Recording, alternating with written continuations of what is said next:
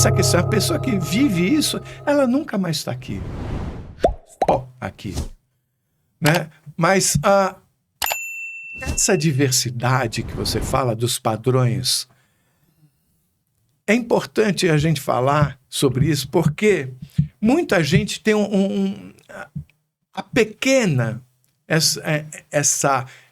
o infinito em poucas possibilidades. Então fala, porque tem um túnel. Gente, esse túnel... Esse túnel tem várias... Eu tive o túnel na volta. E você viu como túnel? Não.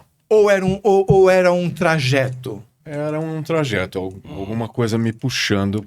Trajeto com fim. Com fim ao contrário. Mas um túnel... Eu de costa. Você tem um limite à sua volta. Não dá para ver esse limite. Então tem... Você acha que é um túnel porque você é sugado por um negócio. Sim, você não consegue ter noção do negócio. É muito interessante que todos nós aqui temos a tendência de apequenar, de fazer o oceano caber na caixinha. Que você vai tentar buscar coisas como físicas para tentar descrever. E não é isso. Eu só entendo da caixinha. Então, eu tento pegar aquilo e falar, então é isso. Não, é o contrário. Como é que eu vou explicar o que é o azul para quem só vê preto e branco? Né? Então, eu acho que é isso. Mas a gente tem que se esforçar. Porque eu acho que a gente está num momento tão exacerbadamente individualista, consumista, sem enxergar o outro. E, como físico, eu sei, ferrou. Acabou. Então, eu tenho que fazer o meu máximo para acordar as pessoas. E acordar as pessoas... Eu já tenho claro para mim uma coisa que eu vou, junto com o matemático aqui... eu vou colocar uma coisa. Você concorda comigo, Nélio, que se eu tenho 1000 experiências concordantes com uma teoria, isso não garante que aquela teoria será para sempre correta. Só quer dizer que, por enquanto, os resultados dão ok para a teoria. E isso é extremamente interessante. Em matemática é famoso, não sei se você conhece a conjectura de Poliá, que assim, é uma conjectura, não vou entrar na questão técnica. Agora o povo vai comer pipoca. Viva a pop! Vai ter a geladeira. Mas eu vou deixar super simples, porque eu sei, assim, tem uns assuntos que a gente que gosta, cara, a gente consegue ficar falando disso a vida inteira, né? Mas resumidamente, basicamente assim, uma conjectura que testaram para 1 trilhão de números. Vale para 1, vale para 2, vale para 3, vale para 4, para 1 trilhão. No 1 trilhão e 1, por exemplo, não é isso, tá? Eu tô simplificando. Mas no 1 trilhão e 1, ela é provada falsa. Então, assim, naquela linha de piadinhas, né? O pessoal fala, tinha um físico, matemático, um engenheiro num navio, e aí, de repente, eles passam por uma ilha e tem uma vaca verde. Aí o engenheiro fala, nossa, nessa ilha tem vacas verdes? Aí o físico fala, não, nessa ilha tem pelo menos uma vaca verde. E o matemático fala, não, nessa ilha tem pelo menos uma vaca que agora tem um lado que tá verde. Entendeu? Então, assim, o matemático ele é o mais chato de todos nesse aspecto. Eu não gostei muito porque eu senti uma certa superioridade. Ele colocou de lado o físico. Total, mas total. É excesso de chatice. Só que isso que o Carlos colocou, ele é fundamental. Porque, assim, um único contra-exemplo derruba toda uma teoria. Total. Um único contra-exemplo derruba uma teoria. Mas 1 milhão de exemplos não provam uma teoria. Isso. Entendeu? Puta. Esse é o conceito. Isso é fantástico. Esse é o conceito que eu quero usar para dizer em alto e bom som que a consciência não está obrigatoriamente restrita ao corpo.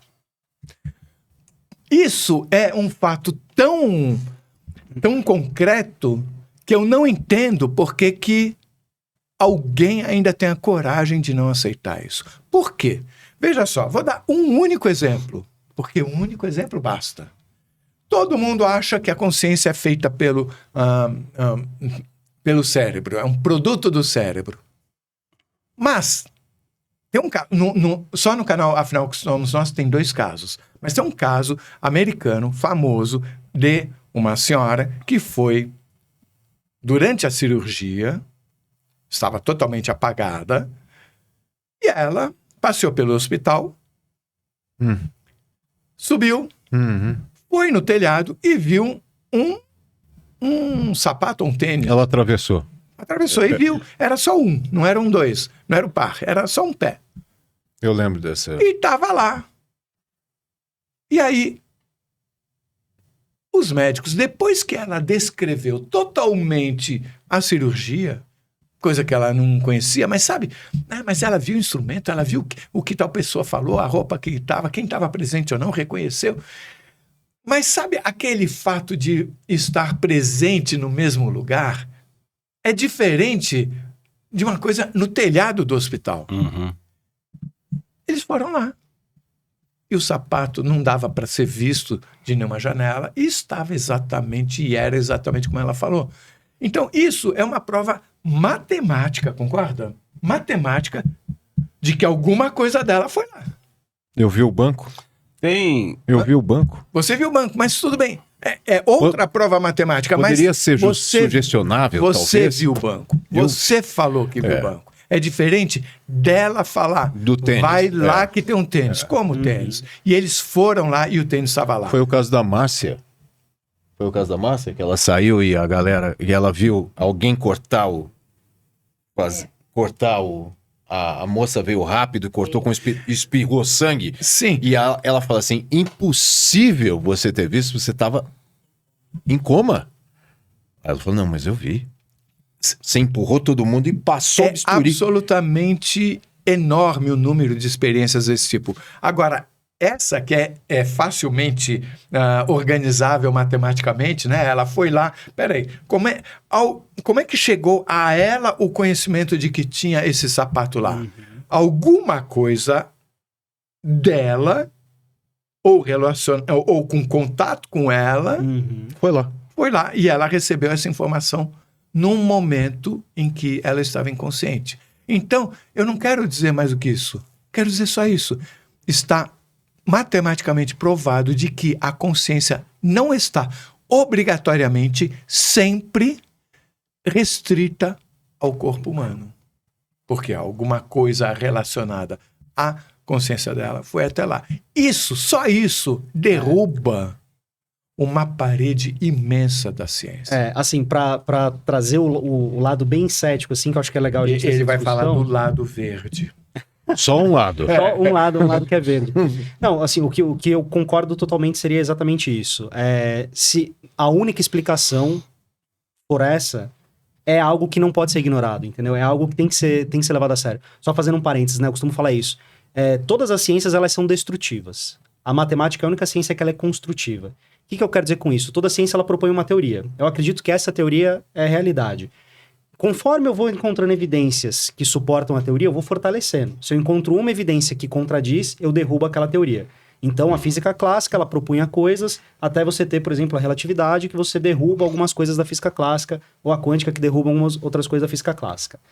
Então, todas as ciências, elas propõem uma verdade, elas vão derrubando. A matemática, ela é o contrário. Ela fala, suponha que isso é verdade, e isso também é verdade. Usando a lógica, essas duas coisas juntas inferem que essa terceira coisa é uma verdade. Por isso que a matemática que o Euclides fez na Grécia 3 mil anos atrás, ela ainda é verdadeira. E a física que o Newton fez 200 e poucos anos atrás já teve complemento. Aqui acaba, aqui acaba a participação do nosso querido convidado. Você está notando? Que ele está dizendo que a matemática é construtiva e a física é destrutiva. É destrutiva. Ele falou com todas as só letras. eu que ouvi isso. Não, falou com todas as letras. Eu, por exemplo, vejo uma vaca verde só de um lado. Só um lado é verde. Então, assim... Eu fiz ele rir, cara. Nunca vi ele rir. Eu nunca vi ele rir. Bonitinho. Nunca vi você rir. O ponto do Carlos é exatamente esse, assim, como que seria possível alguém saber do sapato que tá ali em cima? Tem várias possibilidades. Alguém plantou o sapato e combinou com ela. Você começa a pensar um monte de coisa.